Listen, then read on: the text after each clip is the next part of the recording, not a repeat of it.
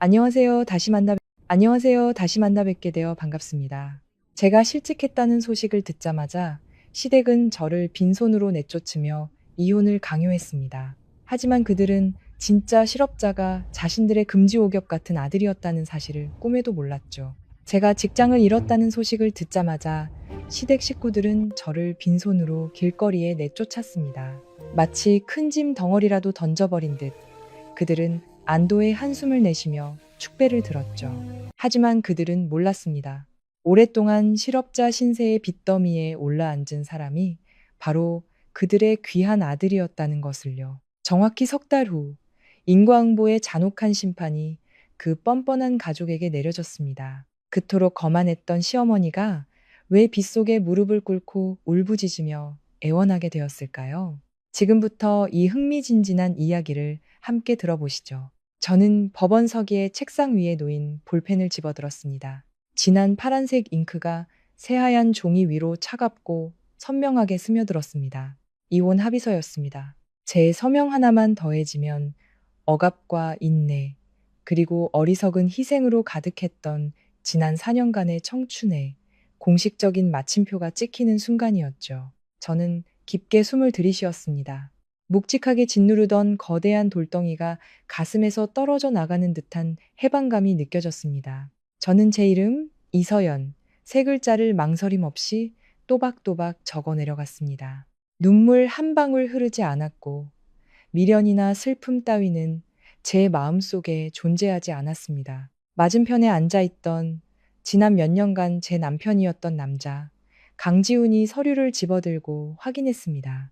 그는 일부러 미간을 찌푸리며 안타깝고 괴로운 척 연기했지만 그의 눈동자 깊은 곳에서 반짝이는 족쇄에서 풀려나고 싶어 안달난 기색은 숨길 수 없었습니다. 강지훈은 헛기침을 한 번 하더니 다른 사람들이 듣기 좋으라고 일부러 다정한 말투로 말했습니다. 부부의 연이 여기까지라니 어쩔 수 없지. 당신이 밖에서도 꿋꿋하게 잘 지냈으면 좋겠어. 내가 너무 매정했다는 소리는 듣고 싶지 않으니까. 저는 그저 희미하게 미소 지으며 고개를 끄덕이는 것으로 대답을 대신했습니다. 그 위선적인 군자의 가면 뒤에 그가 얼마나 큰 안도감을 느끼고 있는지 저는 똑똑히 알고 있었습니다. 실직한 아내를 재산분할 한 푼 없이 집에서 내쫓는 데 성공했다고 생각하며 쾌재를 부르고 있겠죠. 조정실 문을 나서자 복도에서 차가운 바람이 불어왔습니다. 대기석 의자에는 시어머니 박 여사와 시누이 강미영이 다리를 꼬고 앉아 있었습니다. 우리 두 사람이 나오는 것을 보자 그들은 벌떡 일어났습니다.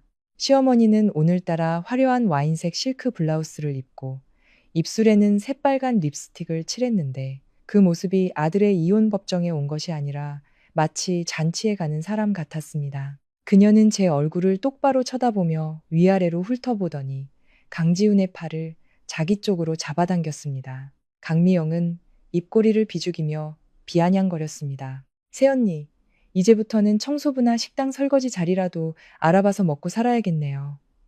다시는 우리 오빠한테 빌붙을 생각은 꿈도 꾸지 말고요. 시어머니는 그 말에 맞장구를 치며 아들의 어깨를 두드리고는 제가 들으라는 듯 큰 소리로 말했습니다. 자신들 집안은 대대로 공무원 집안이라 뼈대 있고 먹고 살만 하다고요. 자기 아들은 번듯한 과장인데 젊고 예쁘고 능력 있으며 안정적인 직장을 가진 여자들이 줄을 섰다고 했습니다. 저처럼 빌부터 살 생각만 하는 실업자는 집에서 쫓겨나는 것이 당연한 결말이라고요. 저는 그 모진 말들을 들으면서도 마음은 바람 한 점 없는 호수처럼 평온했습니다. 반박할 가치조차 없었죠. 정이란 정은 다 떨어진 이 사람들과 말다툼하는 것은 이제 무의미한 에너지, 낭비일 뿐이었습니다. 저는 제 옷가지가 담긴 유일한 캐리어 손잡이를 잡고 법원 정문을 향해 뒤돌아 걸었습니다. 등 뒤로 그들의 시끌벅적한 웃음소리와 오늘 점심은 어느 고급 레스토랑에 가서 자축할지 의논하는 소리가 들려왔습니다. 그들은 자신들이 이겼다고 귀찮은 짐 덩어리를 하나 치웠다고 생각했겠죠. 하지만 그들은 몰랐습니다. 인과응보의 톱니바퀴가 이미 돌기 시작했고 그 톱니바퀴가 자신들의 미래를 무참히 갈아버릴 것이라는 사실을 말입니다. 왜냐하면 오늘 이 햇살 가득한 법원 앞에서의 모습과 정확히 3개월 후의 풍경은 완전히 뒤바뀔 것이기 때문입니다. 저는 그 모습을 아주 선명하게 그릴 수 있었습니다. 아니, 그것은 이미 정해진 미래나 다름없었죠. 석 달 뒤 싸늘한 겨울비가 내리는 어느 늦은 오후, 제가 새로 산 차를 몰고 고급 아파트 주차장으로 들어서는 순간, 머리는 산발이 되고 다 찢어진 비옷을 걸친 초라한 형체의 한 사람이 제 차 앞으로 뛰어들 것입니다. 바로 박 여사였습니다. 그녀에게서는 더 이상 예전의 거만함이나 값비싼 화장품의 흔적을 찾아볼 수 없을 겁니다. 앙상하게 마른 몸, 퀭하게 들어가 붉게 충혈된 눈. 그녀는 제 차 보닛을 미친 듯이 두드리며 빗물과 눈물이 뒤섞인 얼굴로 울부짖겠죠. 그녀는 제게 절규하며 물을 겁니다. 왜 그날 사실을 숨겼냐고. 왜 그렇게 엄청난 연봉을 받는 새로운 직장을 구했다는 사실을 말해주지 않았냐고 원망할 겁니다. 제가 냉정하게 떠나버리는 바람에 남아서 빚을 함께 갚아주지 않았기 때문에 자기 아들이 길바닥에 나앉게 되었다고, 집이 은행과 사채업자들에게 넘어가 버렸다고 저를 탓하겠죠. 그때가 되면 저는 차창을 내리고 인간이 지을 수 있는 가장 차가운 눈빛으로 그녀를 바라보며 말해줄 겁니다. 그녀의 가족이 겪는 모든 고통은 그들 자신의 탐욕과 악랄함이 자초한 결과라고 말입니다. 하지만 그건 석 달 뒤의 이야기입니다. 지금의 저는 법원 정문을 나와 콜택시를 불렀습니다.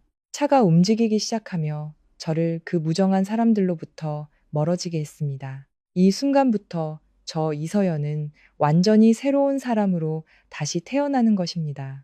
처음 며느리로서 강지훈의 집에 발을 들였던 나를 떠올릴 때마다 저는 제 순진함에 씁쓸한 미소를 짓게 됩니다.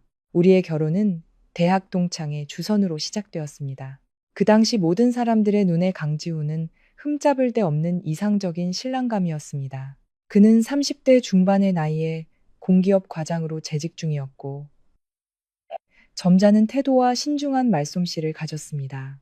그의 가족은 서울 토박이로 부모님은 두 분 다 은퇴한 공무원이셨고 서울 중심가의 번화가에 집을 세 채나 소유하고 있었습니다. 모두가 저를 보고 운이 좋다고 말했습니다. 어릴 적 부모님을 여의고 도시에서 홀로 자수성가한 제가 저렇게 든든한 배경을 가진 남자를 만났으니 마치 쥐가 쌀가마니에 빠진 격이라고들 했죠. 사실 저 자신도 결코 부족한 사람이 아니었습니다.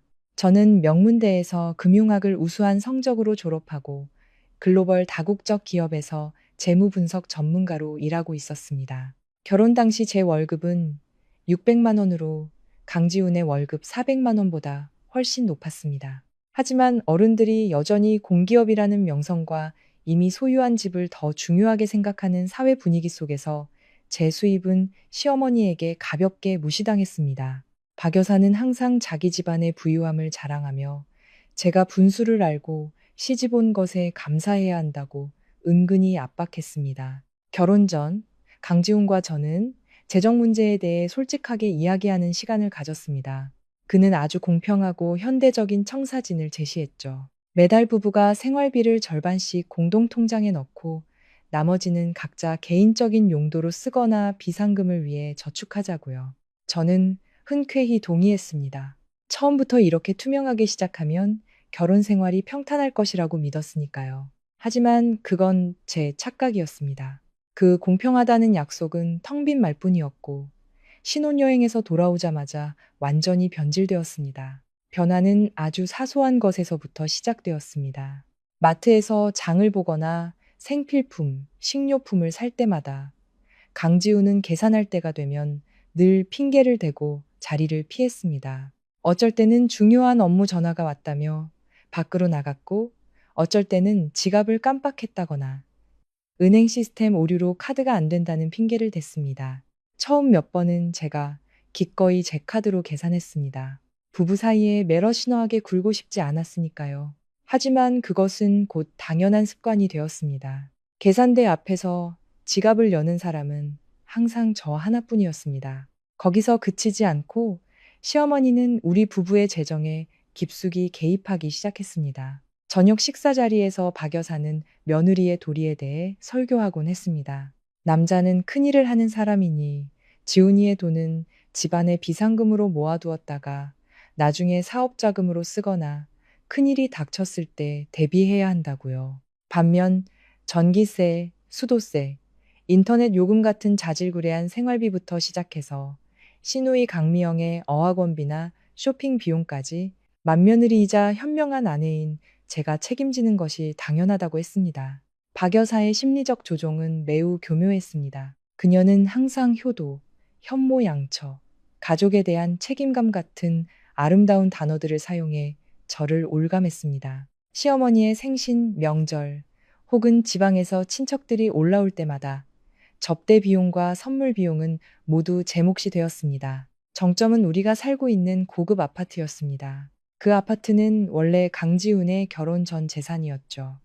하지만 그는 매달 제 월급에서 250만 원을 떼어 은행 대출 원금과 이자를 갚는 데 보태라고 당연하게 요구했습니다. 제가 그 집에 함께 살고 있으니 빚을 갚는 것을 돕는 것은 당연한 일이라는 논리였습니다.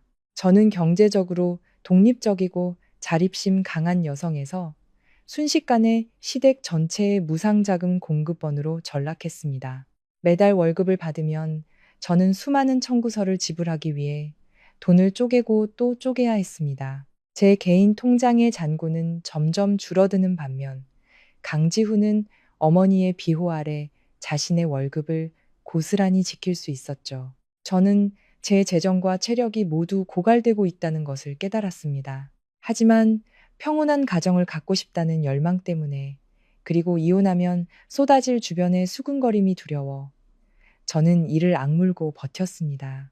제 희생이 언젠가는 보상받을 것이라고 스스로를 위안하면서요. 작년 가을 제 인생에 전례 없는 큰 기회가 찾아왔습니다. 제가 작성한 뛰어난 분석 보고서와 핵심 프로젝트의 재무 위기를 해결한 능력을 인정받아 회사 이사회는 저를 수석 재무 분석 팀장으로 승진시키기로 결정했습니다. 그것은 업계의 누구라도 꿈꿀 만한 엄청난 도약이었습니다. 하지만 새로운 직책에는 필수 조건이 따랐습니다. 저는 3개월 동안 본사에서 진행되는 고위 관리자 직무 연수 과정에 참여하기 위해 해외로 출장을 안녕하세요. 다시 만나 뵙게 되어 반갑습니다. 제가 실직했다는 소식을 듣자마자 시댁은 저를 빈손으로 내쫓으며 이혼을 강요했습니다. 하지만 그들은 진짜 실업자가 자신들의 금지옥엽 같은 아들이었다는 사실을 꿈에도 몰랐죠.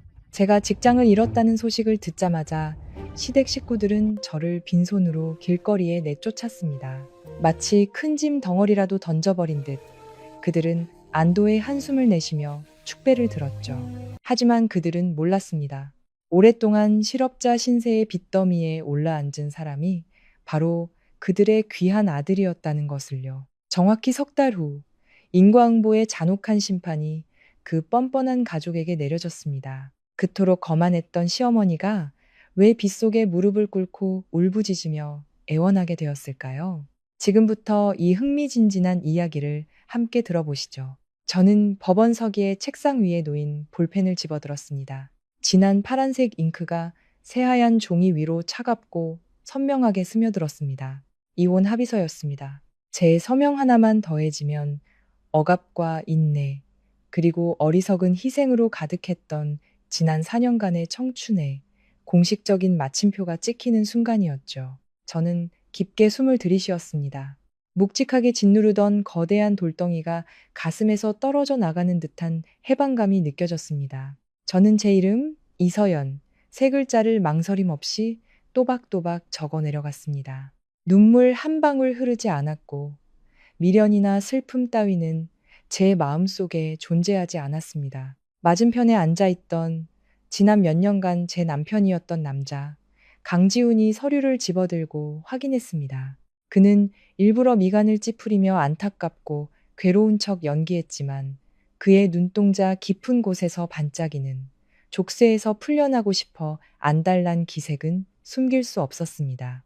강지훈은 헛기침을 한 번 하더니 다른 사람들이 듣기 좋으라고 일부러 다정한 말투로 말했습니다. 부부의 연이 여기까지라니 어쩔 수 없지. 당신이 밖에서도 꿋꿋하게 잘 지냈으면 좋겠어. 내가 너무 매정했다는 소리는 듣고 싶지 않으니까.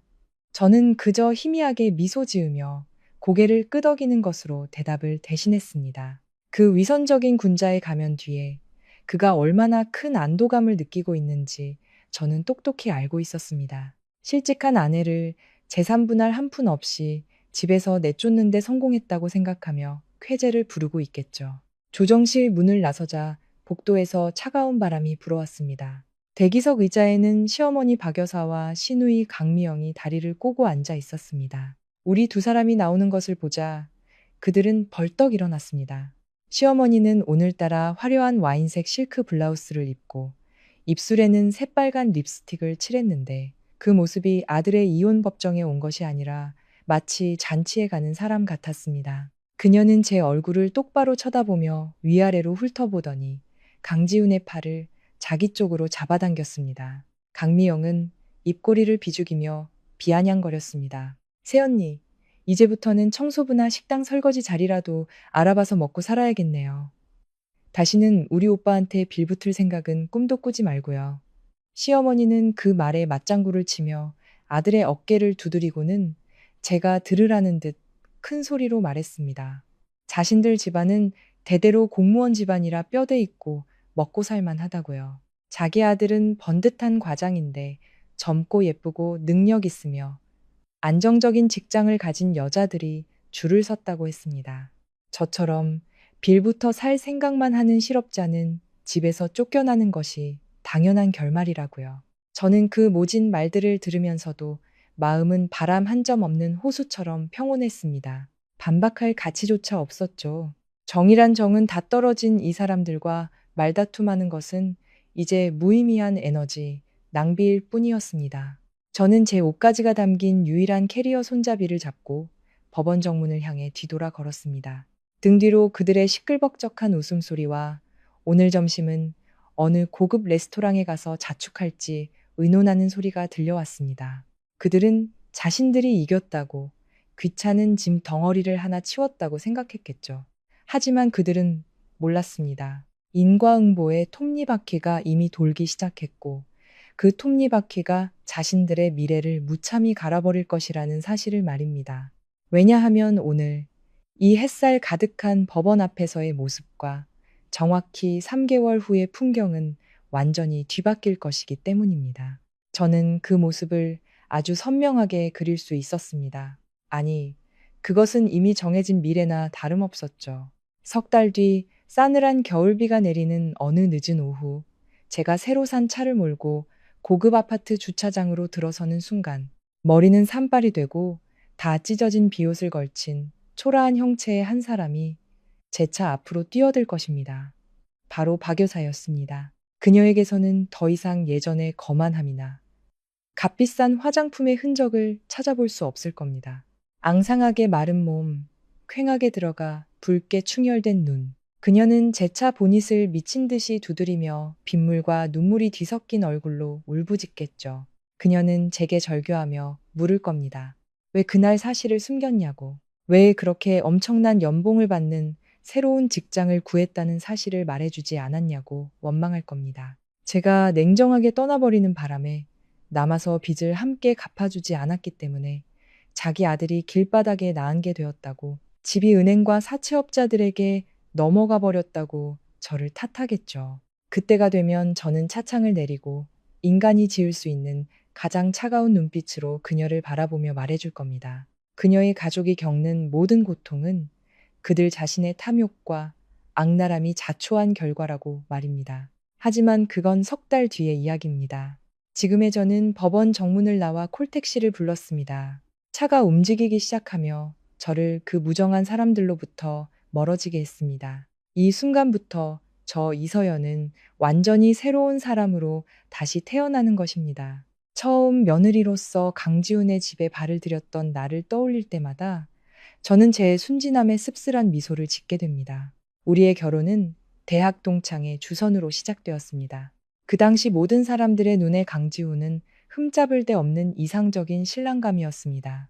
그는 30대 중반의 나이에 공기업 과장으로 재직 중이었고 점잖은 태도와 신중한 말솜씨를 가졌습니다. 그의 가족은 서울 토박이로 부모님은 두 분 다 은퇴한 공무원이셨고 서울 중심가의 번화가에 집을 세 채나 소유하고 있었습니다. 모두가 저를 보고 운이 좋다고 말했습니다. 어릴 적 부모님을 여의고 도시에서 홀로 자수성가한 제가 저렇게 든든한 배경을 가진 남자를 만났으니 마치 쥐가 쌀가마니에 빠진 격이라고들 했죠. 사실 저 자신도 결코 부족한 사람이 아니었습니다.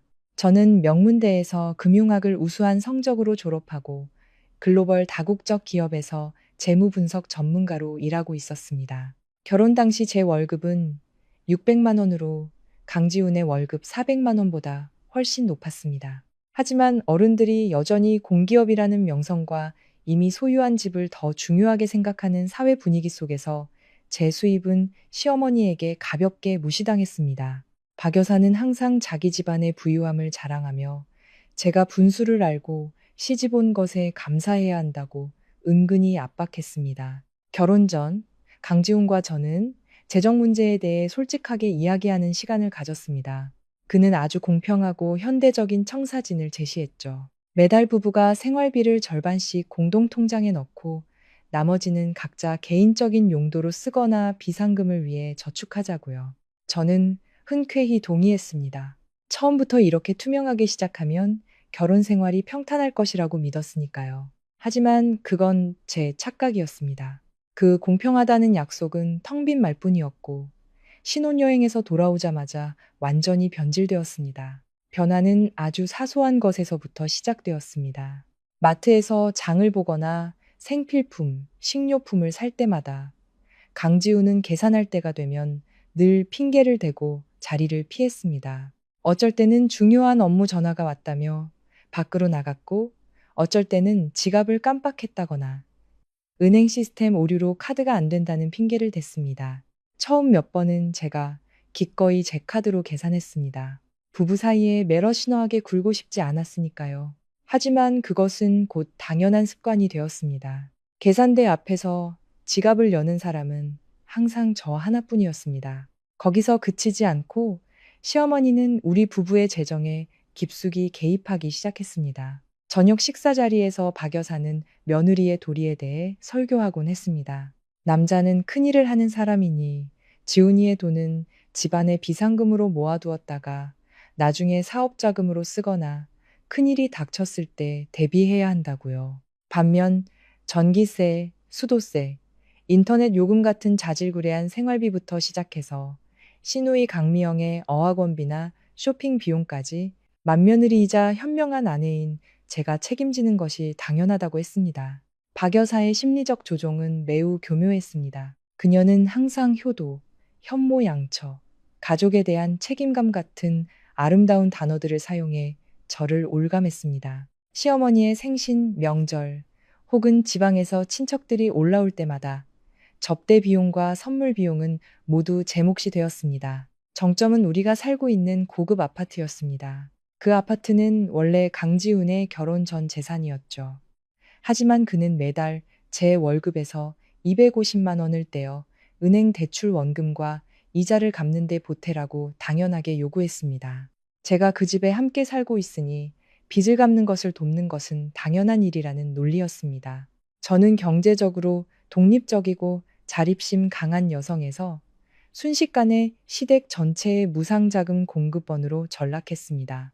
매달 월급을 받으면 저는 수많은 청구서를 지불하기 위해 돈을 쪼개고 또 쪼개야 했습니다. 제 개인 통장의 잔고는 점점 줄어드는 반면 강지훈은 어머니의 비호 아래 자신의 월급을 고스란히 지킬 수 있었죠. 저는 제 재정과 체력이 모두 고갈되고 있다는 것을 깨달았습니다. 하지만 평온한 가정을 갖고 싶다는 열망 때문에 그리고 이혼하면 쏟아질 주변의 수군거림이 두려워 저는 이를 악물고 버텼습니다. 제 희생이 언젠가는 보상받을 것이라고 스스로를 위안하면서요. 작년 가을 제 인생에 전례 없는 큰 기회가 찾아왔습니다. 제가 작성한 뛰어난 분석 보고서와 핵심 프로젝트의 재무 위기를 해결한 능력을 인정받아 회사 이사회는 저를 수석 재무 분석 팀장으로 승진시키기로 결정했습니다. 그것은 업계의 누구라도 꿈꿀 만한 엄청난 도약이었습니다. 하지만 새로운 직책에는 필수 조건이 따랐습니다. 저는 3개월 동안 본사에서 진행되는 고위 관리자 직무 연수 과정에 참여하기 위해 해외로 출장을 가야 했습니다. 승진 제안서를 손에 든 채 제 심장은 기쁨으로 세차게 뛰었습니다. 저는 제가 새로운 차원으로 나아가 제 능력을 당당하게 증명하는 모습을 상상했습니다. 그날 오후 저는 수산물 시장에 들러 싱싱한 다금바리를 한 마리 사서 온 가족에게 이 기쁜 소식을 알리기 위해 푸짐한 저녁상을 차렸습니다. 저는 순진하게도 제 성공이 시댁의 자랑이 될 것이라고 생각했습니다. 저녁 식사 중 제가 승진 결정과 3개월간의 출장 소식을 기쁘게 알렸을 때 식당 안의 분위기는 갑자기 얼어붙었습니다. 마치 차가운 얼음 바람이 불어온 듯 했죠. 강지우는 먹던 것을 멈추고 젓가락을 식탁에 탁 소리나게 내려놓았습니다. 그의 얼굴은 어둡게 굳었고 축하한다는 말은 한마디도 없이 그의 입에서 나온 첫마디는 이기심 가득한 질책이었습니다. 그는 퉁명스럽게 물었습니다. 제가 3개월 동안 집을 비우면 누가 장을 보고 누가 자신과 어머니의 저녁을 차려주냐고요. 하루 종일 힘들게 일하고 스트레스에 시달리다 집에 왔는데 부엌은 차갑고 설거지할 사람도 없으면 그게 무슨 꼴이냐고 불평했습니다. 제가 너무 야망이 커서 자기 자신만 생각하고 가정을 소홀히 한다고 비난했습니다. 그 말이 끝나자마자 시어머니 박 여사가 밥그릇을 내려놓고 허벅지를 탁 치며 늘 하던 설교를 시작했습니다. 그녀는 목소리를 높여 훈계했습니다. 여자는 아무리 능력이 뛰어나고 학식이 높아도 결국에는 남편과 자식을 위해 한 걸음 물러나 내조해야 한다고요. 여자가 너무 성공하고 돈을 많이 벌면 거만해져서 남편을 무시하게 되고 집안의 기둥인 남자의 위신을 떨어뜨린다고 은근히 비꼬았습니다. 그녀는 제게 그 자리를 거절하고 집에서 며느리의 본분을 다하라고 요구했습니다. 심지어 시누이 강미영을 예로 들며 미영이는 분수를 알고 편한 행정직으로 일하며 아침에 출근했다. 저녁에 퇴근하니 나중에 시집가서 가정을 돌보기 좋을 것이라고 칭찬했습니다. 저는 식탁 위에서 식어버린 다금바리찜을 말없이 바라보았습니다. 제 안의 모든 설렘과 기대가 산산조각 났습니다. 저는 3개월은 금방 지나갈 것이고 제가 없는 동안에는 시간제 가사 도우미를 고용해서 청소와 요리를 맡길 수 있다고 설명하려 애썼습니다. 하지만 제 모든 말은 무시당했습니다. 강지훈은 문을 쾅 닫고 침실로 들어가 버렸습니다. 박 여사는 불만을 표출하려는 듯 일부러 냄비와 그릇을 덜그럭거리며 설거지를 했습니다. 시댁의 압박이 며칠 동안 제 어깨를 무겁게 짓눌렀습니다. 집안의 공기는 숨막힐 듯 답답했습니다. 결국 계속되는 말다툼에 지쳐 이 위태로운 결혼 생활에 가짜 평화를 유지하기 위해 저는 제 인생 최악의 결정을 내렸습니다. 저는 사장실 문을 두드리고 승진 제안서를 제출하며 연수를 거절하겠다는 말을 힘겹게 꺼냈습니다. 외국인 사장님은 놀라움과 안타까움이 뒤섞인 눈으로 저를 바라보았습니다. 그는 안경을 벗고 책상을 손가락으로 가볍게 두드렸습니다. 그는 진지하고 차가운 어조로 제게 말했습니다. 이 치열한 비즈니스 세계에서 한 걸음 물러서는 것은 더 넓은 세상을 여는 것이 아니라 스스로 무기를 버리고 다른 사람에게 추월당할 기회를 주는 것이라고요. 그는 고위관리직에서 경력보다 가족 문제를 우선시하고 결단력이 부족한 것은 매우 큰 감점 요인이라고 강조했습니다. 그때 저는 그저 고개를 숙이고 죄송하다고 말할 수밖에 없었습니다. 상사의 사무실을 나오며 제 마음은 무겁게 가라앉았습니다. 저는 남편에게 따뜻한 저녁밥을 차려주고 시어머니의 억지 미소를 얻기 위해 제 빛나는 미래를 희생했습니다. 저는 그 양보가 존중으로 돌아올 것이라 생각했지만 그날 사장님의 경고가 바로 다음 해에 제게 닥칠 쓰라린 비극의 문을 열었다는 사실을 전혀 알지 못했습니다. 올해 3월 경제 전반에 심각한 불황이 닥쳤습니다. 제가 일하던 다국적 기업도 그 소용돌이에서 벗어날 수 없었습니다. 프로젝트는 중단되고 파트너들은 투자 예산을 삭감했으며 매출은 급격히 감소했습니다. 본사 이사회는 구조조정을 통해 운영을 유지하기 위해 모든 부서에서 전면적인 인력 감축을 시행하라는 긴급 지시를 내렸습니다. 사무실의 분위기는 숨막힐 듯 어둡고 긴장감이 감돌았습니다.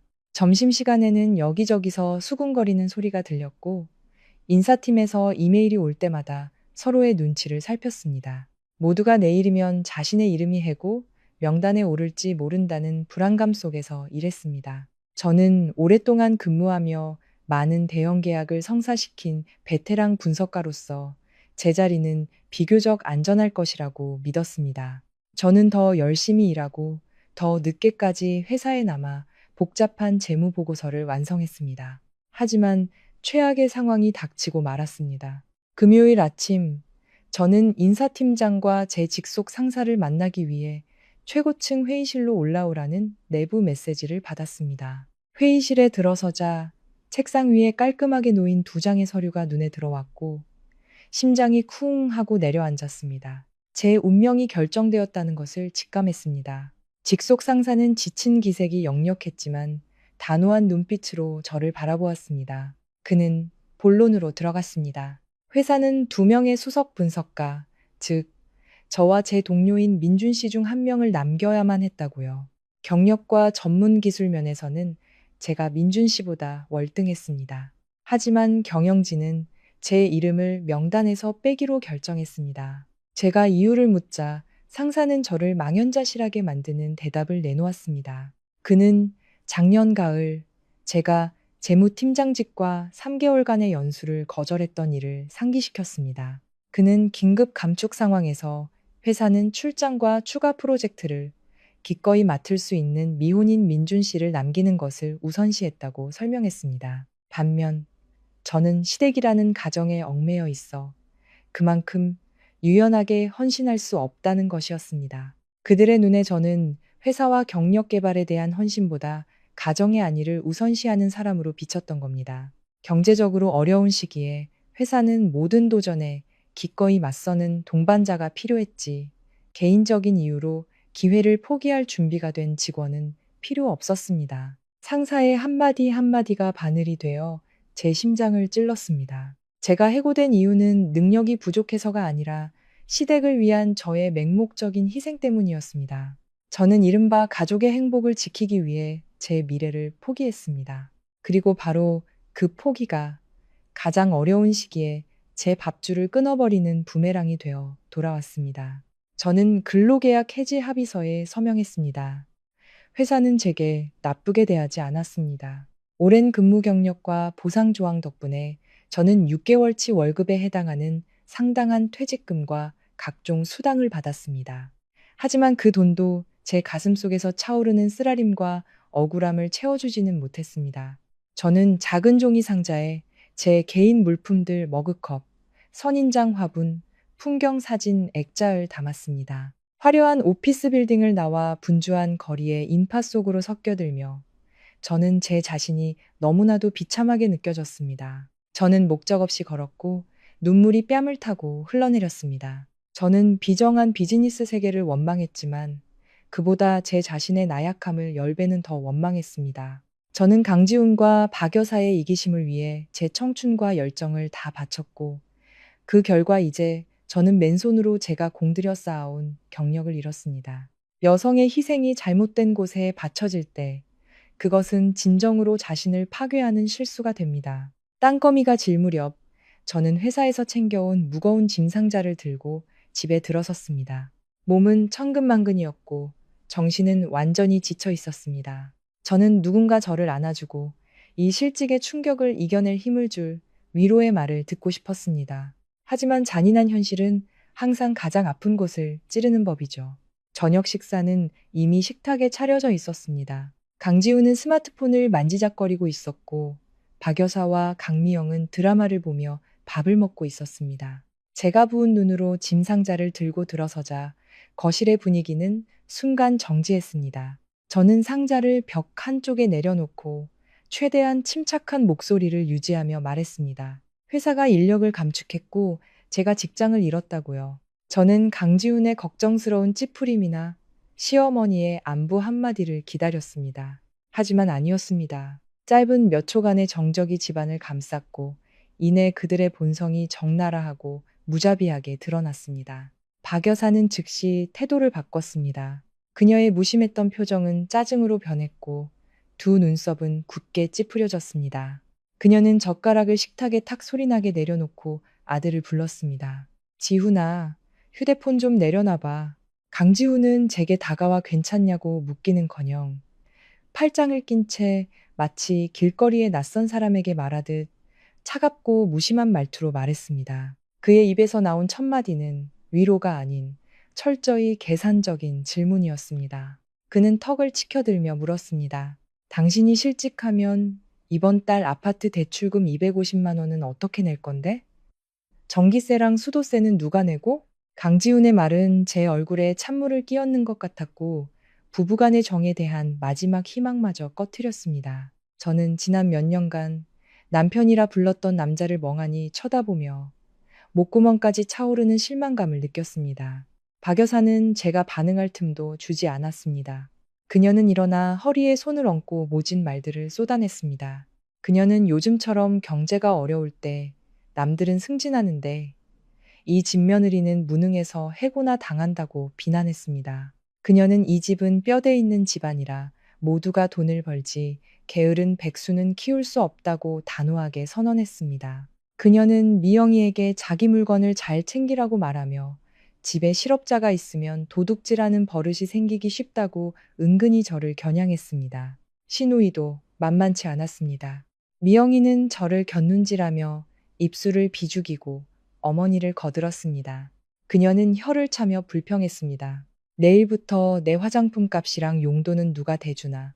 재수없는 사람이 불운을 몰고 와서 이 집 풍수를 망쳐놨네. 저는 입술을 피가 나도록 꽉 깨물고 두 손을 꽉 쥐어 그들의 밥상을 뒤엎고 싶은 충동을 억눌렀습니다. 저는 그 어느 때보다 명확하고 안녕하세요. 다시 만나 뵙게 되어 반갑습니다. 제가 실직했다는 소식을 듣자마자 시댁은 저를 빈손으로 내쫓으며 이혼을 강요했습니다. 하지만 그들은 진짜 실업자가 자신들의 금지옥엽 같은 아들이었다는 사실을 꿈에도 몰랐죠. 제가 직장을 잃었다는 소식을 듣자마자 시댁 식구들은 저를 빈손으로 길거리에 내쫓았습니다. 마치 큰 짐 덩어리라도 던져버린 듯 그들은 안도의 한숨을 내쉬며 축배를 들었죠. 하지만 그들은 몰랐습니다. 오랫동안 실업자 신세의 빚더미에 올라앉은 사람이 바로 그들의 귀한 아들이었다는 것을요. 정확히 석 달 후 인과응보의 잔혹한 심판이 그 뻔뻔한 가족에게 내려졌습니다. 그토록 거만했던 시어머니가 왜 빗속에 무릎을 꿇고 울부짖으며 애원하게 되었을까요? 지금부터 이 흥미진진한 이야기를 함께 들어보시죠. 저는 법원 서기의 책상 위에 놓인 볼펜을 집어들었습니다. 진한 파란색 잉크가 새하얀 종이 위로 차갑고 선명하게 스며들었습니다. 이혼 합의서였습니다. 제 서명 하나만 더해지면 억압과 인내, 그리고 어리석은 희생으로 가득했던 지난 4년간의 청춘에 공식적인 마침표가 찍히는 순간이었죠. 저는 깊게 숨을 들이쉬었습니다.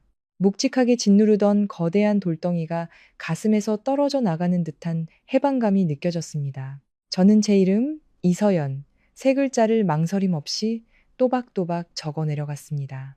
눈물 한 방울 흐르지 않았고 미련이나 슬픔 따위는 제 마음속에 존재하지 않았습니다. 맞은편에 앉아있던 지난 몇 년간 제 남편이었던 남자, 강지훈이 서류를 집어들고 확인했습니다. 그는 일부러 미간을 찌푸리며 안타깝고 괴로운 척 연기했지만 그의 눈동자 깊은 곳에서 반짝이는 족쇄에서 풀려나고 싶어 안달난 기색은 숨길 수 없었습니다. 강지훈은 헛기침을 한 번 하더니 다른 사람들이 듣기 좋으라고 일부러 다정한 말투로 말했습니다. 부부의 연이 여기까지라니 어쩔 수 없지. 당신이 밖에서도 꿋꿋하게 잘 지냈으면 좋겠어. 내가 너무 매정했다는 소리는 듣고 싶지 않으니까.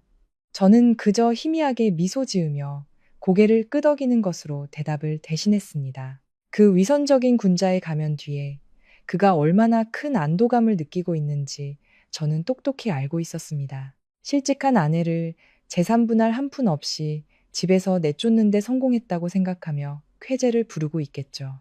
조정실 문을 나서자 복도에서 차가운 바람이 불어왔습니다.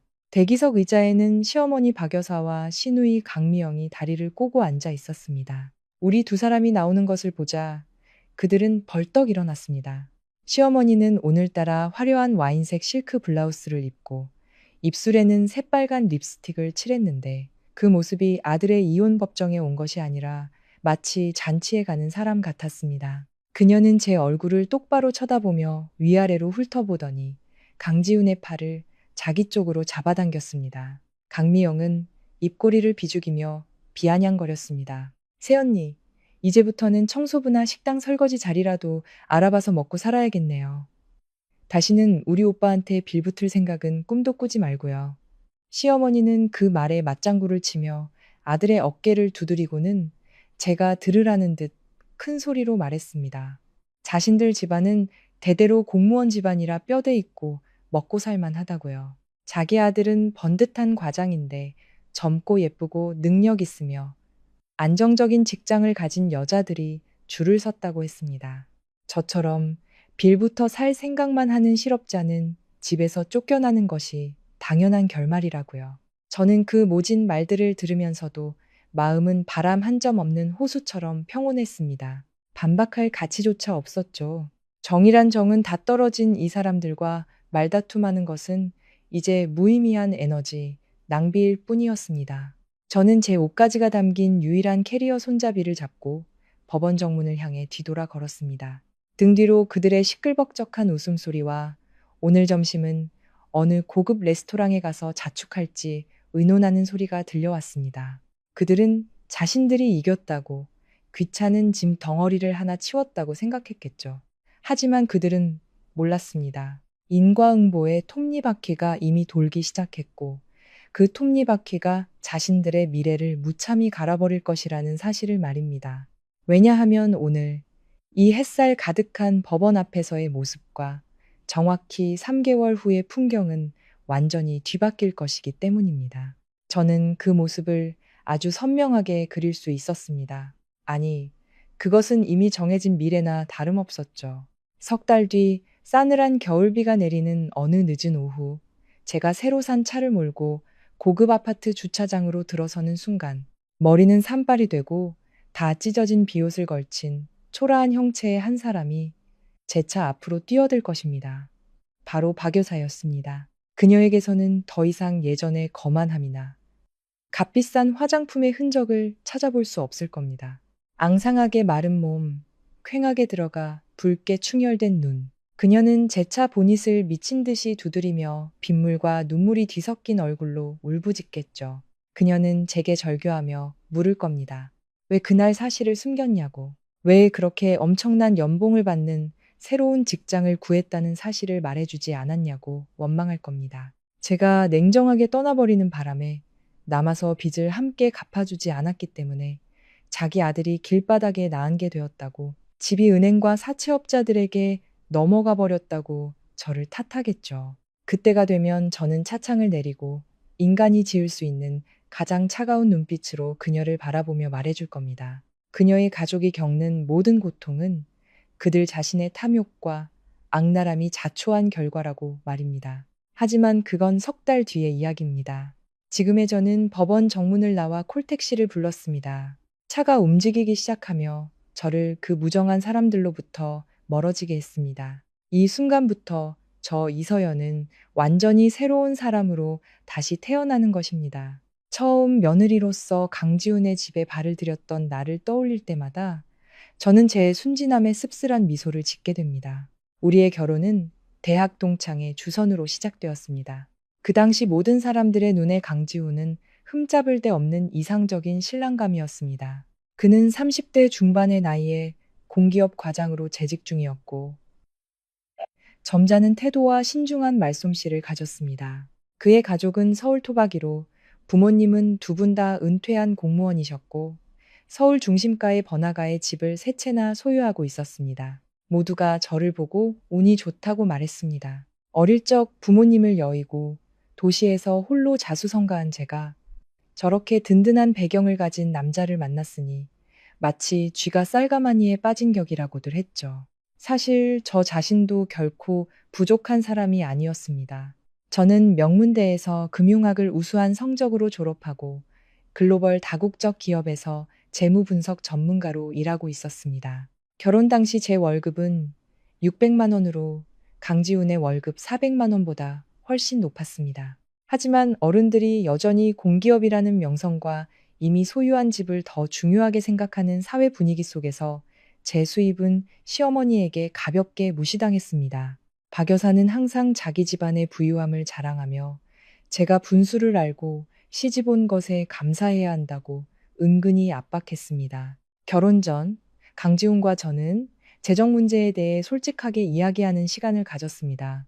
그는 아주 공평하고 현대적인 청사진을 제시했죠. 매달 부부가 생활비를 절반씩 공동통장에 넣고 나머지는 각자 개인적인 용도로 쓰거나 비상금을 위해 저축하자고요. 저는 흔쾌히 동의했습니다. 처음부터 이렇게 투명하게 시작하면 결혼 생활이 평탄할 것이라고 믿었으니까요. 하지만 그건 제 착각이었습니다. 그 공평하다는 약속은 텅 빈 말뿐이었고 신혼여행에서 돌아오자마자 완전히 변질되었습니다. 변화는 아주 사소한 것에서부터 시작되었습니다. 마트에서 장을 보거나 생필품, 식료품을 살 때마다 강지우는 계산할 때가 되면 늘 핑계를 대고 자리를 피했습니다. 어쩔 때는 중요한 업무 전화가 왔다며 밖으로 나갔고 어쩔 때는 지갑을 깜빡했다거나 은행 시스템 오류로 카드가 안 된다는 핑계를 댔습니다. 처음 몇 번은 제가 기꺼이 제 카드로 계산했습니다. 부부 사이에 매러시너하게 굴고 싶지 않았으니까요. 하지만 그것은 곧 당연한 습관이 되었습니다. 계산대 앞에서 지갑을 여는 사람은 항상 저 하나뿐이었습니다. 거기서 그치지 않고 시어머니는 우리 부부의 재정에 깊숙이 개입하기 시작했습니다. 저녁 식사 자리에서 박 여사는 며느리의 도리에 대해 설교하곤 했습니다. 남자는 큰일을 하는 사람이니 지훈이의 돈은 집안의 비상금으로 모아두었다가 나중에 사업 자금으로 쓰거나 큰일이 닥쳤을 때 대비해야 한다고요. 반면 전기세, 수도세, 인터넷 요금 같은 자질구레한 생활비부터 시작해서 시누이 강미영의 어학원비나 쇼핑 비용까지 맏며느리이자 현명한 아내인 제가 책임지는 것이 당연하다고 했습니다. 박 여사의 심리적 조종은 매우 교묘했습니다. 그녀는 항상 효도, 현모양처, 가족에 대한 책임감 같은 아름다운 단어들을 사용해 저를 올감했습니다. 시어머니의 생신, 명절, 혹은 지방에서 친척들이 올라올 때마다 접대 비용과 선물 비용은 모두 제 몫이 되었습니다. 정점은 우리가 살고 있는 고급 아파트였습니다. 그 아파트는 원래 강지훈의 결혼 전 재산이었죠. 하지만 그는 매달 제 월급에서 250만 원을 떼어 은행 대출 원금과 이자를 갚는 데 보태라고 당연하게 요구했습니다. 제가 그 집에 함께 살고 있으니 빚을 갚는 것을 돕는 것은 당연한 일이라는 논리였습니다. 저는 경제적으로 독립적이고 자립심 강한 여성에서 순식간에 시댁 전체의 무상자금 공급원으로 전락했습니다. 매달 월급을 받으면 저는 수많은 청구서를 지불하기 위해 돈을 쪼개고 또 쪼개야 했습니다. 제 개인 통장의 잔고는 점점 줄어드는 반면 강지훈은 어머니의 비호 아래 자신의 월급을 고스란히 지킬 수 있었죠. 저는 제 재정과 체력이 모두 고갈되고 있다는 것을 깨달았습니다. 하지만 평온한 가정을 갖고 싶다는 열망 때문에 그리고 이혼하면 쏟아질 주변의 수군거림이 두려워 저는 이를 악물고 버텼습니다. 제 희생이 언젠가는 보상받을 것이라고 스스로를 위안하면서요. 작년 가을 제 인생에 전례 없는 큰 기회가 찾아왔습니다. 제가 작성한 뛰어난 분석 보고서와 핵심 프로젝트의 재무 위기를 해결한 능력을 인정받아 회사 이사회는 저를 수석 재무 분석 팀장으로 승진시키기로 결정했습니다. 그것은 업계의 누구라도 꿈꿀 만한 엄청난 도약이었습니다. 하지만 새로운 직책에는 필수 조건이 따랐습니다. 저는 3개월 동안 본사에서 진행되는 고위 관리자 직무 연수 과정에 참여하기 위해 해외로 출장을 가야 했습니다. 승진 제안서를 손에 든 채 제 심장은 기쁨으로 세차게 뛰었습니다. 저는 제가 새로운 차원으로 나아가 제 능력을 당당하게 증명하는 모습을 상상했습니다. 그날 오후 저는 수산물 시장에 들러 싱싱한 다금바리를 한 마리 사서 온 가족에게 이 기쁜 소식을 알리기 위해 푸짐한 저녁상을 차렸습니다. 저는 순진하게도 제 성공이 시댁의 자랑이 될 것이라고 생각했습니다. 저녁 식사 중 제가 승진 결정과 3개월간의 출장 소식을 기쁘게 알렸을 때 식당 안의 분위기는 갑자기 얼어붙었습니다. 마치 차가운 얼음 바람이 불어온 듯 했죠. 강지우는 먹던 것을 멈추고 젓가락을 식탁에 탁 소리나게 내려놓았습니다. 그의 얼굴은 어둡게 굳었고 축하한다는 말은 한마디도 없이 그의 입에서 나온 첫마디는 이기심 가득한 질책이었습니다. 그는 퉁명스럽게 물었습니다. 제가 3개월 동안 집을 비우면 누가 장을 보고 누가 자신과 어머니의 저녁을 차려주냐고요.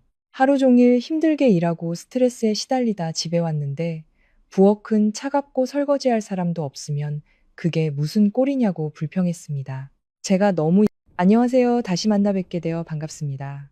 제가 실직했다는 소식을 듣자마자 시댁은 저를 빈손으로 내쫓으며 이혼을 강요했습니다. 하지만 그들은 진짜 실업자가 자신들의 금지옥엽 같은 아들이었다는 사실을 꿈에도 몰랐죠. 제가 직장을 잃었다는 소식을 듣자마자 시댁 식구들은 저를 빈손으로 길거리에 내쫓았습니다.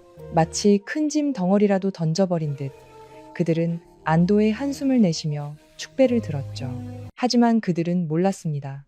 오랫동안 실업자 신세의 빚더미에 올라앉은 사람이 바로 그들의 귀한 아들이었다는 것을요. 정확히 석 달 후 인과응보의 잔혹한 심판이 그 뻔뻔한 가족에게 내려졌습니다. 그토록 거만했던 시어머니가 왜 빗속에 무릎을 꿇고 울부짖으며 애원하게 되었을까요?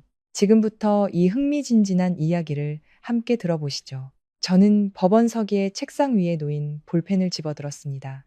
진한 파란색 잉크가 새하얀 종이 위로 차갑고 선명하게 스며들었습니다. 이혼 합의서였습니다. 제 서명 하나만 더해지면 억압과 인내, 그리고 어리석은 희생으로 가득했던 지난 4년간의 청춘에 공식적인 마침표가 찍히는 순간이었죠. 저는 깊게 숨을 들이쉬었습니다. 묵직하게 짓누르던 거대한 돌덩이가 가슴에서 떨어져 나가는 듯한 해방감이 느껴졌습니다. 저는 제 이름 이서연, 세 글자를 망설임 없이 또박또박 적어 내려갔습니다.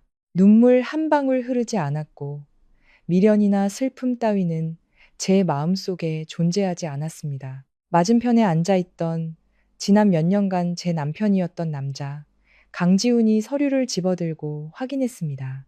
그는 일부러 미간을 찌푸리며 안타깝고 괴로운 척 연기했지만 그의 눈동자 깊은 곳에서 반짝이는 족쇄에서 풀려나고 싶어 안달난 기색은 숨길 수 없었습니다. 강지훈은 헛기침을 한 번 하더니 다른 사람들이 듣기 좋으라고 일부러 다정한 말투로 말했습니다. 부부의 연이 여기까지라니 어쩔 수 없지. 당신이 밖에서도 꿋꿋하게 잘 지냈으면 좋겠어. 내가 너무 매정했다는 소리는 듣고 싶지 않으니까. 저는 그저 희미하게 미소 지으며 고개를 끄덕이는 것으로 대답을 대신했습니다. 그 위선적인 군자의 가면 뒤에 그가 얼마나 큰 안도감을 느끼고 있는지 저는 똑똑히 알고 있었습니다. 실직한 아내를 재산분할 한 푼 없이 집에서 내쫓는데 성공했다고 생각하며 쾌재를 부르고 있겠죠. 조정실 문을 나서자 복도에서 차가운 바람이 불어왔습니다. 대기석 의자에는 시어머니 박 여사와 시누이 강미영이 다리를 꼬고 앉아 있었습니다. 우리 두 사람이 나오는 것을 보자 그들은 벌떡 일어났습니다. 시어머니는 오늘따라 화려한 와인색 실크 블라우스를 입고 입술에는 새빨간 립스틱을 칠했는데 그 모습이 아들의 이혼 법정에 온 것이 아니라 마치 잔치에 가는 사람 같았습니다. 그녀는 제 얼굴을 똑바로 쳐다보며 위아래로 훑어보더니 강지훈의 팔을 자기 쪽으로 잡아당겼습니다. 강미영은 입꼬리를 비죽이며 비아냥거렸습니다. 새언니, 이제부터는 청소부나 식당 설거지 자리라도 알아봐서 먹고 살아야겠네요. 다시는 우리 오빠한테 빌붙을 생각은 꿈도 꾸지 말고요.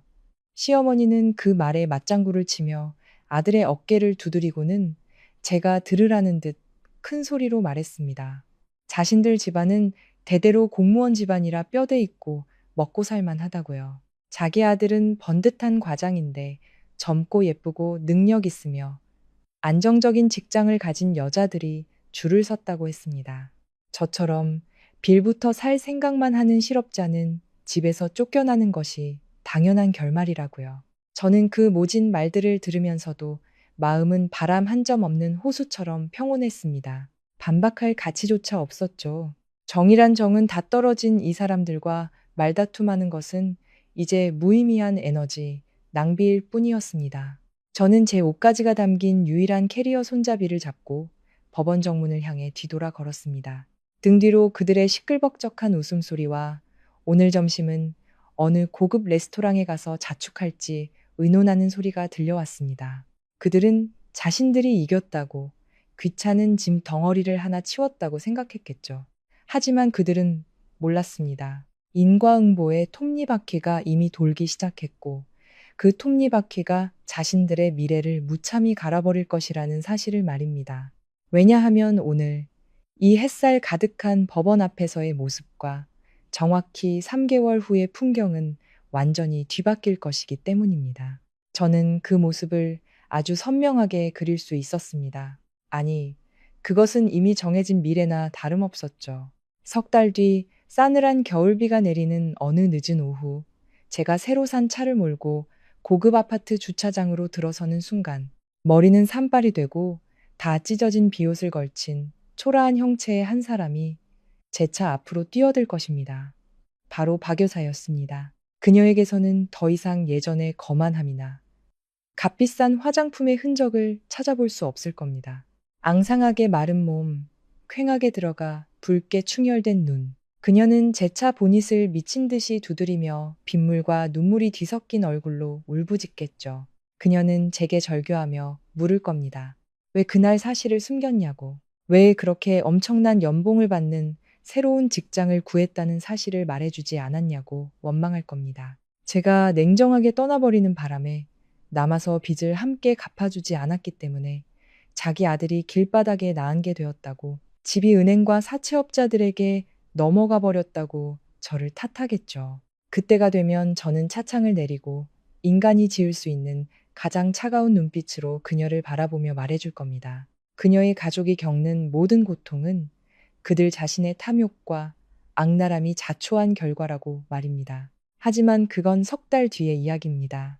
지금의 저는 법원 정문을 나와 콜택시를 불렀습니다. 차가 움직이기 시작하며 저를 그 무정한 사람들로부터 멀어지게 했습니다. 이 순간부터 저 이서연은 완전히 새로운 사람으로 다시 태어나는 것입니다. 처음 며느리로서 강지훈의 집에 발을 들였던 나를 떠올릴 때마다 저는 제 순진함에 씁쓸한 미소를 짓게 됩니다.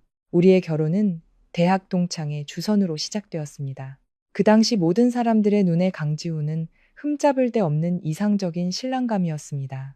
그는 30대 중반의 나이에 공기업 과장으로 재직 중이었고, 점잖은 태도와 신중한 말솜씨를 가졌습니다. 그의 가족은 서울 토박이로 부모님은 두 분 다 은퇴한 공무원이셨고, 서울 중심가의 번화가에 집을 세 채나 소유하고 있었습니다. 모두가 저를 보고 운이 좋다고 말했습니다. 어릴 적 부모님을 여의고 도시에서 홀로 자수성가한 제가 저렇게 든든한 배경을 가진 남자를 만났으니 마치 쥐가 쌀가마니에 빠진 격이라고들 했죠. 사실 저 자신도 결코 부족한 사람이 아니었습니다. 저는 명문대에서 금융학을 우수한 성적으로 졸업하고 글로벌 다국적 기업에서 재무 분석 전문가로 일하고 있었습니다. 결혼 당시 제 월급은 600만 원으로 강지훈의 월급 400만 원보다 훨씬 높았습니다. 하지만 어른들이 여전히 공기업이라는 명성과 이미 소유한 집을 더 중요하게 생각하는 사회 분위기 속에서 제 수입은 시어머니에게 가볍게 무시당했습니다. 박 여사는 항상 자기 집안의 부유함을 자랑하며 제가 분수를 알고 시집 온 것에 감사해야 한다고 은근히 압박했습니다. 결혼 전 강지훈과 저는 재정 문제에 대해 솔직하게 이야기하는 시간을 가졌습니다. 그는 아주 공평하고 현대적인 청사진을 제시했죠. 매달 부부가 생활비를 절반씩 공동통장에 넣고 나머지는 각자 개인적인 용도로 쓰거나 비상금을 위해 저축하자고요. 저는 흔쾌히 동의했습니다. 처음부터 이렇게 투명하게 시작하면 결혼 생활이 평탄할 것이라고 믿었으니까요. 하지만 그건 제 착각이었습니다. 그 공평하다는 약속은 텅 빈 말뿐이었고 신혼여행에서 돌아오자마자 완전히 변질되었습니다. 변화는 아주 사소한 것에서부터 시작되었습니다. 마트에서 장을 보거나 생필품, 식료품을 살 때마다 강지우는 계산할 때가 되면 늘 핑계를 대고 자리를 피했습니다. 어쩔 때는 중요한 업무 전화가 왔다며 밖으로 나갔고, 어쩔 때는 지갑을 깜빡했다거나 은행 시스템 오류로 카드가 안 된다는 핑계를 댔습니다. 처음 몇 번은 제가 기꺼이 제 카드로 계산했습니다. 안녕하세요. 다시 만나 뵙게 되어 반갑습니다. 제가 실직했다는 소식을 듣자마자 시댁은 저를 빈손으로 내쫓으며 이혼을 강요했습니다. 하지만 그들은 진짜 실업자가 자신들의 금지옥엽 같은 아들이었다는 사실을 꿈에도 몰랐죠. 제가 직장을 잃었다는 소식을 듣자마자 시댁 식구들은 저를 빈손으로 길거리에 내쫓았습니다. 마치 큰 짐 덩어리라도 던져버린 듯 그들은 안도의 한숨을 내쉬며 축배를 들었죠. 하지만 그들은 몰랐습니다. 오랫동안 실업자 신세의 빚더미에 올라앉은 사람이 바로 그들의 귀한 아들이었다는 것을요. 정확히 석 달 후, 인과응보의 잔혹한 심판이 그 뻔뻔한 가족에게 내려졌습니다. 그토록 거만했던 시어머니가 왜 빗속에 무릎을 꿇고 울부짖으며 애원하게 되었을까요? 지금부터 이 흥미진진한 이야기를 함께 들어보시죠. 저는 법원서기의 책상 위에 놓인 볼펜을 집어들었습니다. 진한 파란색 잉크가 새하얀 종이 위로 차갑고 선명하게 스며들었습니다. 이혼 합의서였습니다. 제 서명 하나만 더해지면 억압과 인내, 그리고 어리석은 희생으로 가득했던 지난 4년간의 청춘에 공식적인 마침표가 찍히는 순간이었죠. 저는 깊게 숨을 들이쉬었습니다. 묵직하게 짓누르던 거대한 돌덩이가 가슴에서 떨어져 나가는 듯한 해방감이 느껴졌습니다. 저는 제 이름 이서연, 세 글자를 망설임 없이 또박또박 적어 내려갔습니다. 눈물 한 방울 흐르지 않았고 미련이나 슬픔 따위는 제 마음속에 존재하지 않았습니다. 맞은편에 앉아있던 지난 몇 년간 제 남편이었던 남자, 강지훈이 서류를 집어들고 확인했습니다. 그는 일부러 미간을 찌푸리며 안타깝고 괴로운 척 연기했지만 그의 눈동자 깊은 곳에서 반짝이는 족쇄에서 풀려나고 싶어 안달난 기색은 숨길 수 없었습니다. 강지훈은 헛기침을 한 번 하더니 다른 사람들이 듣기 좋으라고 일부러 다정한 말투로 말했습니다. 부부의 연이 여기까지라니 어쩔 수 없지. 당신이 밖에서도 꿋꿋하게 잘 지냈으면 좋겠어. 내가 너무 매정했다는 소리는 듣고 싶지 않으니까. 저는 그저 희미하게 미소 지으며 고개를 끄덕이는 것으로 대답을 대신했습니다. 그 위선적인 군자의 가면 뒤에 그가 얼마나 큰 안도감을 느끼고 있는지 저는 똑똑히 알고 있었습니다. 실직한 아내를 재산분할 한 푼 없이 집에서 내쫓는데 성공했다고 생각하며 쾌재를 부르고 있겠죠. 조정실 문을 나서자 복도에서 차가운 바람이 불어왔습니다. 대기석 의자에는 시어머니 박 여사와 시누이 강미영이 다리를 꼬고 앉아 있었습니다. 우리 두 사람이 나오는 것을 보자 그들은 벌떡 일어났습니다. 시어머니는 오늘따라 화려한 와인색 실크 블라우스를 입고 입술에는 새빨간 립스틱을 칠했는데 그 모습이 아들의 이혼 법정에 온 것이 아니라 마치 잔치에 가는 사람 같았습니다. 그녀는 제 얼굴을 똑바로 쳐다보며 위아래로 훑어보더니 강지훈의 팔을 자기 쪽으로 잡아당겼습니다. 강미영은 입꼬리를 비죽이며 비아냥거렸습니다. 새언니, 이제부터는 청소부나 식당 설거지 자리라도 알아봐서 먹고 살아야겠네요. 다시는 우리 오빠한테 빌붙을 생각은 꿈도 꾸지 말고요. 시어머니는 그 말에 맞장구를 치며 아들의 어깨를 두드리고는 제가 들으라는 듯 큰 소리로 말했습니다. 자신들 집안은 대대로 공무원 집안이라 뼈대 있고 먹고 살만 하다고요. 자기 아들은 번듯한 과장인데 젊고 예쁘고 능력 있으며 안정적인 직장을 가진 여자들이 줄을 섰다고 했습니다. 저처럼 빌부터 살 생각만 하는 실업자는 집에서 쫓겨나는 것이 당연한 결말이라고요. 저는 그 모진 말들을 들으면서도 마음은 바람 한 점 없는 호수처럼 평온했습니다. 반박할 가치조차 없었죠. 정이란 정은 다 떨어진 이 사람들과 말다툼하는 것은 이제 무의미한 에너지, 낭비일 뿐이었습니다. 저는 제 옷가지가 담긴 유일한 캐리어 손잡이를 잡고 법원 정문을 향해 뒤돌아 걸었습니다. 등 뒤로 그들의 시끌벅적한 웃음소리와 오늘 점심은 어느 고급 레스토랑에 가서 자축할지 의논하는 소리가 들려왔습니다. 그들은 자신들이 이겼다고, 귀찮은 짐 덩어리를 하나 치웠다고 생각했겠죠. 하지만 그들은 몰랐습니다. 인과응보의 톱니바퀴가 이미 돌기 시작했고, 그 톱니바퀴가 자신들의 미래를 무참히 갈아버릴 것이라는 사실을 말입니다. 왜냐하면 오늘 이 햇살 가득한 법원 앞에서의 모습과 정확히 3개월 후의 풍경은 완전히 뒤바뀔 것이기 때문입니다. 저는 그 모습을 아주 선명하게 그릴 수 있었습니다. 아니, 그것은 이미 정해진 미래나 다름없었죠. 석 달 뒤 싸늘한 겨울비가 내리는 어느 늦은 오후, 제가 새로 산 차를 몰고 고급 아파트 주차장으로 들어서는 순간, 머리는 산발이 되고 다 찢어진 비옷을 걸친 초라한 형체의 한 사람이 제 차 앞으로 뛰어들 것입니다.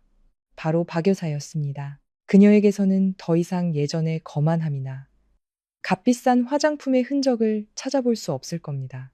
앙상하게 마른 몸, 퀭하게 들어가 붉게 충혈된 눈. 그녀는 제 차 보닛을 미친 듯이 두드리며 빗물과 눈물이 뒤섞인 얼굴로 울부짖겠죠. 그녀는 제게 절규하며 물을 겁니다. 왜 그날 사실을 숨겼냐고. 왜 그렇게 엄청난 연봉을 받는 새로운 직장을 구했다는 사실을 말해주지 않았냐고 원망할 겁니다. 제가 냉정하게 떠나버리는 바람에 남아서 빚을 함께 갚아주지 않았기 때문에 자기 아들이 길바닥에 나앉게 되었다고, 집이 은행과 사채업자들에게 넘어가 버렸다고 저를 탓하겠죠. 그때가 되면 저는 차창을 내리고 인간이 지을 수 있는 가장 차가운 눈빛으로 그녀를 바라보며 말해줄 겁니다. 그녀의 가족이 겪는 모든 고통은 그들 자신의 탐욕과 악랄함이 자초한 결과라고 말입니다. 하지만 그건 석 달 뒤의 이야기입니다. 지금의 저는 법원 정문을 나와 콜택시를 불렀습니다. 차가 움직이기 시작하며 저를 그 무정한 사람들로부터 멀어지게 했습니다. 이 순간부터 저 이서연은 완전히 새로운 사람으로 다시 태어나는 것입니다. 처음 며느리로서 강지훈의 집에 발을 들였던 나를 떠올릴 때마다 저는 제 순진함에 씁쓸한 미소를 짓게 됩니다. 우리의 결혼은 대학 동창회 주선으로 시작되었습니다. 그 당시 모든 사람들의 눈에 강지훈은 흠잡을 데 없는 이상적인 신랑감이었습니다. 그는 30대 중반의 나이에 공기업 과장으로 재직 중이었고, 점잖은 태도와 신중한 말솜씨를 가졌습니다. 그의 가족은 서울 토박이로 부모님은 두 분 다 은퇴한 공무원이셨고, 서울 중심가의 번화가에 집을 세 채나 소유하고 있었습니다. 모두가 저를 보고 운이 좋다고 말했습니다. 어릴 적 부모님을 여의고 도시에서 홀로 자수성가한 제가 저렇게 든든한 배경을 가진 남자를 만났으니 마치 쥐가 쌀가마니에 빠진 격이라고들 했죠. 사실 저 자신도 결코 부족한 사람이 아니었습니다. 저는 명문대에서 금융학을 우수한 성적으로 졸업하고 글로벌 다국적 기업에서 재무 분석 전문가로 일하고 있었습니다. 결혼 당시 제 월급은 600만 원으로 강지훈의 월급 400만 원보다 훨씬 높았습니다. 하지만 어른들이 여전히 공기업이라는 명성과 이미 소유한 집을 더 중요하게 생각하는 사회 분위기 속에서 제 수입은 시어머니에게 가볍게 무시당했습니다.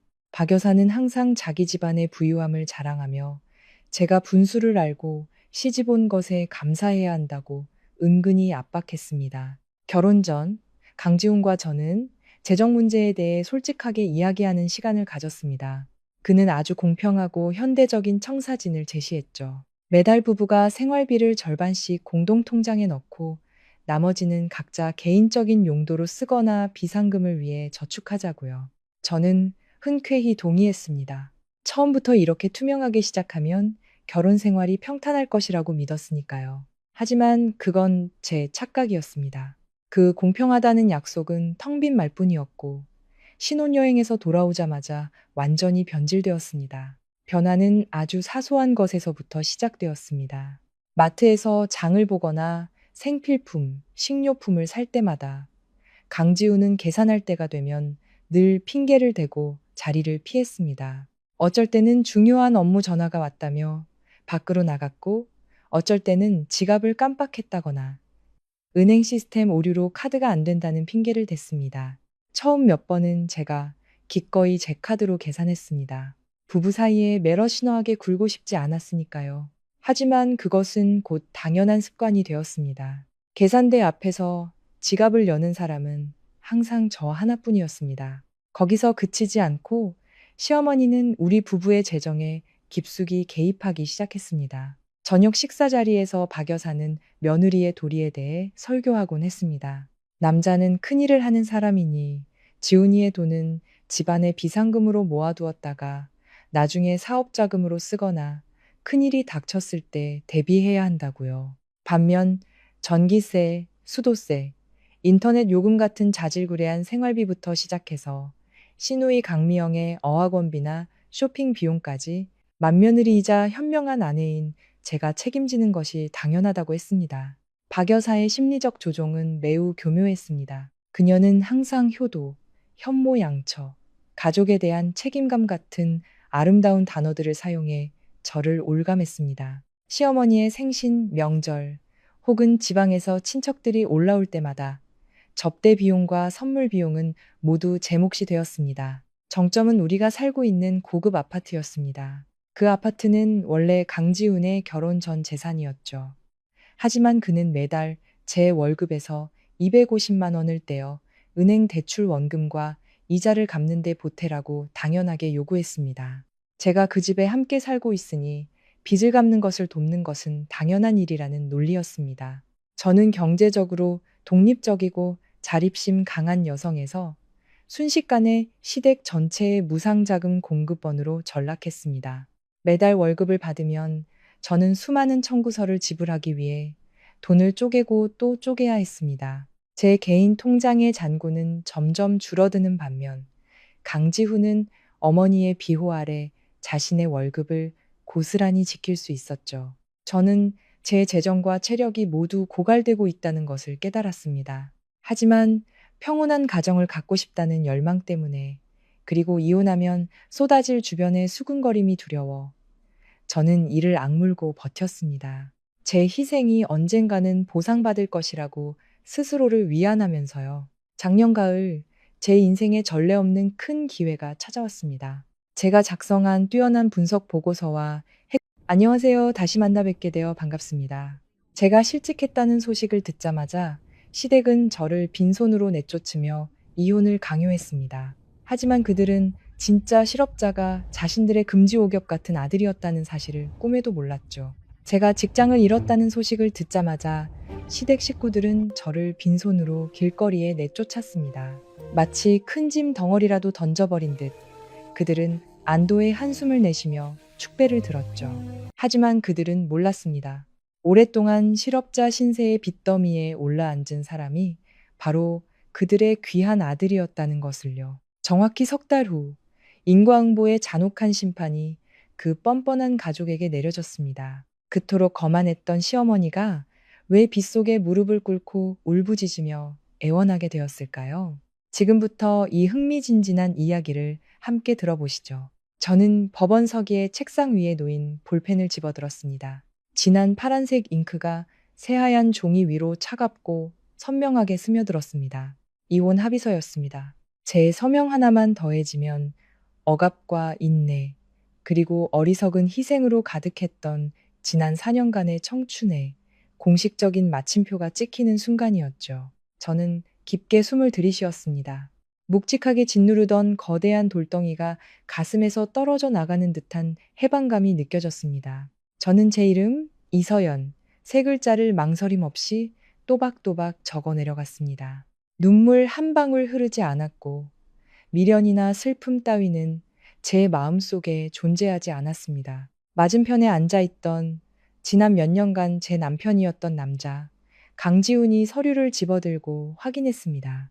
그는 일부러 미간을 찌푸리며 안타깝고 괴로운 척 연기했지만 그의 눈동자 깊은 곳에서 반짝이는 족쇄에서 풀려나고 싶어 안달난 기색은 숨길 수 없었습니다. 강지훈은 헛기침을 한 번 하더니 다른 사람들이 듣기 좋으라고 일부러 다정한 말투로 말했습니다. 부부의 연이 여기까지라니 어쩔 수 없지. 당신이 밖에서도 꿋꿋하게 잘 지냈으면 좋겠어. 내가 너무 매정했다는 소리는 듣고 싶지 않으니까. 저는 그저 희미하게 미소 지으며 고개를 끄덕이는 것으로 대답을 대신했습니다. 그 위선적인 군자의 가면 뒤에 그가 얼마나 큰 안도감을 느끼고 있는지 저는 똑똑히 알고 있었습니다. 실직한 아내를 재산분할 한 푼 없이 집에서 내쫓는 데 성공했다고 생각하며 쾌재를 부르고 있겠죠. 조정실 문을 나서자 복도에서 차가운 바람이 불어왔습니다. 대기석 의자에는 시어머니 박 여사와 시누이 강미영이 다리를 꼬고 앉아 있었습니다. 우리 두 사람이 나오는 것을 보자 그들은 벌떡 일어났습니다. 시어머니는 오늘따라 화려한 와인색 실크 블라우스를 입고 입술에는 새빨간 립스틱을 칠했는데 그 모습이 아들의 이혼 법정에 온 것이 아니라 마치 잔치에 가는 사람 같았습니다. 그녀는 제 얼굴을 똑바로 쳐다보며 위아래로 훑어보더니 강지훈의 팔을 자기 쪽으로 잡아당겼습니다. 강미영은 입꼬리를 비죽이며 비아냥거렸습니다. 새언니, 이제부터는 청소부나 식당 설거지 자리라도 알아봐서 먹고 살아야겠네요. 다시는 우리 오빠한테 빌붙을 생각은 꿈도 꾸지 말고요.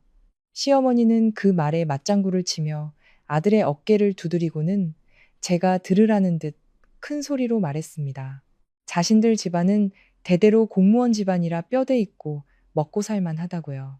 자기 아들은 번듯한 과장인데 젊고 예쁘고 능력 있으며 안정적인 직장을 가진 여자들이 줄을 섰다고 했습니다.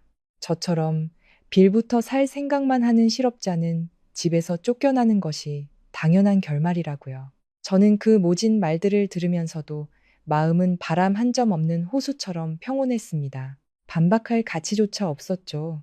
정이란 정은 다 떨어진 이 사람들과 말다툼하는 것은 이제 무의미한 에너지, 낭비일 뿐이었습니다. 저는 제 옷가지가 담긴 유일한 캐리어 손잡이를 잡고 법원 정문을 향해 뒤돌아 걸었습니다. 등 뒤로 그들의 시끌벅적한 웃음소리와 오늘 점심은 어느 고급 레스토랑에 가서 자축할지 의논하는 소리가 들려왔습니다. 그들은 자신들이 이겼다고 귀찮은 짐 덩어리를 하나 치웠다고 생각했겠죠. 하지만 그들은 몰랐습니다. 인과응보의 톱니바퀴가 이미 돌기 시작했고 그 톱니바퀴가 자신들의 미래를 무참히 갈아버릴 것이라는 사실을 말입니다. 왜냐하면 오늘 이 햇살 가득한 법원 앞에서의 모습과 정확히 3개월 후의 풍경은 완전히 뒤바뀔 것이기 때문입니다. 저는 그 모습을 아주 선명하게 그릴 수 있었습니다. 아니, 그것은 이미 정해진 미래나 다름없었죠.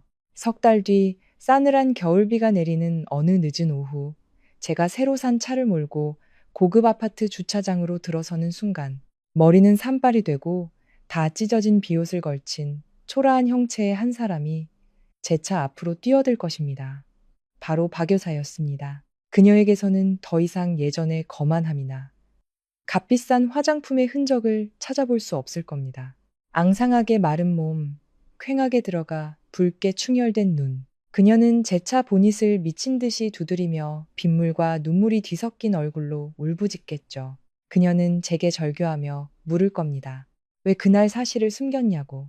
왜 그렇게 엄청난 연봉을 받는 새로운 직장을 구했다는 사실을 말해주지 않았냐고 원망할 겁니다. 제가 냉정하게 떠나버리는 바람에 남아서 빚을 함께 갚아주지 않았기 때문에 자기 아들이 길바닥에 나앉게 되었다고, 집이 은행과 사채업자들에게 넘어가 버렸다고 저를 탓하겠죠. 그때가 되면 저는 차창을 내리고 인간이 지을 수 있는 가장 차가운 눈빛으로 그녀를 바라보며 말해줄 겁니다. 그녀의 가족이 겪는 모든 고통은 그들 자신의 탐욕과 악랄함이 자초한 결과라고 말입니다. 하지만 그건 석 달 뒤의 이야기입니다. 지금의 저는 법원 정문을 나와 콜택시를 불렀습니다. 차가 움직이기 시작하며 저를 그 무정한 사람들로부터 멀어지게 했습니다. 이 순간부터 저 이서연은 완전히 새로운 사람으로 다시 태어나는 것입니다. 처음 며느리로서 강지훈의 집에 발을 들였던 나를 떠올릴 때마다 저는 제 순진함에 씁쓸한 미소를 짓게 됩니다. 우리의 결혼은 대학 동창회 주선으로 시작되었습니다. 그 당시 모든 사람들의 눈에 강지훈은 흠잡을 데 없는 이상적인 신랑감이었습니다. 그는 30대 중반의 나이에 공기업 과장으로 재직 중이었고 점잖은 태도와 신중한 말솜씨를 가졌습니다. 그의 가족은 서울 토박이로 부모님은 두 분 다 은퇴한 공무원이셨고 서울 중심가의 번화가에 집을 세 채나 소유하고 있었습니다. 모두가 저를 보고 운이 좋다고 말했습니다. 어릴 적 부모님을 여의고 도시에서 홀로 자수성가한 제가 저렇게 든든한 배경을 가진 남자를 만났으니 마치 쥐가 쌀가마니에 빠진 격이라고들 했죠. 사실 저 자신도 결코 부족한 사람이 아니었습니다. 저는 명문대에서 금융학을 우수한 성적으로 졸업하고 글로벌 다국적 기업에서 재무 분석 전문가로 일하고 있었습니다. 결혼 당시 제 월급은 600만 원으로 강지훈의 월급 400만 원보다 훨씬 높았습니다. 하지만 어른들이 여전히 공기업이라는 명성과 이미 소유한 집을 더 중요하게 생각하는 사회 분위기 속에서 제 수입은 시어머니에게 가볍게 무시당했습니다. 박 여사는 항상 자기 집안의 부유함을 자랑하며 제가 분수를 알고 시집 온 것에 감사해야 한다고 은근히 압박했습니다. 결혼 전 강지훈과 저는 재정 문제에 대해 솔직하게 이야기하는 시간을 가졌습니다. 그는 아주 공평하고 현대적인 청사진을 제시했죠. 매달 부부가 생활비를 절반씩 공동통장에 넣고 나머지는 각자 개인적인 용도로 쓰거나 비상금을 위해 저축하자고요. 저는 흔쾌히 동의했습니다. 처음부터 이렇게 투명하게 시작하면 결혼 생활이 평탄할 것이라고 믿었으니까요. 하지만 그건 제 착각이었습니다. 그 공평하다는 약속은 텅 빈 말뿐이었고 신혼여행에서 돌아오자마자 완전히 변질되었습니다. 변화는 아주 사소한 것에서부터 시작되었습니다. 마트에서 장을 보거나 생필품, 식료품을 살 때마다 강지우는 계산할 때가 되면 늘 핑계를 대고 자리를 피했습니다. 어쩔 때는 중요한 업무 전화가 왔다며 밖으로 나갔고 어쩔 때는 지갑을 깜빡했다거나 은행 시스템 오류로 카드가 안 된다는 핑계를 댔습니다. 안녕하세요. 다시 만나 뵙게 되어 반갑습니다. 제가 실직했다는 소식을 듣자마자 시댁은 저를 빈손으로 내쫓으며 이혼을 강요했습니다. 하지만 그들은 진짜 실업자가 자신들의 금지옥엽 같은 아들이었다는 사실을 꿈에도 몰랐죠. 제가 직장을 잃었다는 소식을 듣자마자 시댁 식구들은 저를 빈손으로 길거리에 내쫓았습니다. 마치 큰 짐 덩어리라도 던져버린 듯 그들은 안도의 한숨을 내쉬며 축배를 들었죠. 하지만 그들은 몰랐습니다. 오랫동안 실업자 신세의 빚더미에 올라앉은 사람이 바로 그들의 귀한 아들이었다는 것을요. 정확히 석 달 후 인과응보의 잔혹한 심판이 그 뻔뻔한 가족에게 내려졌습니다. 그토록 거만했던 시어머니가 왜 빗속에 무릎을 꿇고 울부짖으며 애원하게 되었을까요? 지금부터 이 흥미진진한 이야기를 함께 들어보시죠. 저는 법원 서기의 책상 위에 놓인 볼펜을 집어들었습니다. 진한 파란색 잉크가 새하얀 종이 위로 차갑고 선명하게 스며들었습니다. 이혼 합의서였습니다.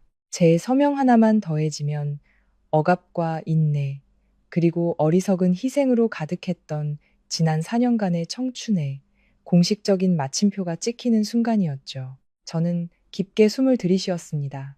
묵직하게 짓누르던 거대한 돌덩이가 가슴에서 떨어져 나가는 듯한 해방감이 느껴졌습니다. 저는 제 이름 이서연 세 글자를 망설임 없이 또박또박 적어 내려갔습니다.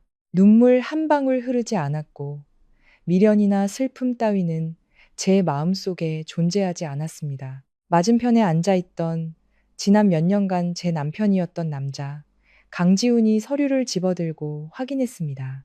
그는 일부러 미간을 찌푸리며 안타깝고 괴로운 척 연기했지만 그의 눈동자 깊은 곳에서 반짝이는 족쇄에서 풀려나고 싶어 안달난 기색은 숨길 수 없었습니다. 강지훈은 헛기침을 한 번 하더니 다른 사람들이 듣기 좋으라고 일부러 다정한 말투로 말했습니다. 부부의 연이 여기까지라니 어쩔 수 없지. 당신이 밖에서도 꿋꿋하게 잘 지냈으면 좋겠어.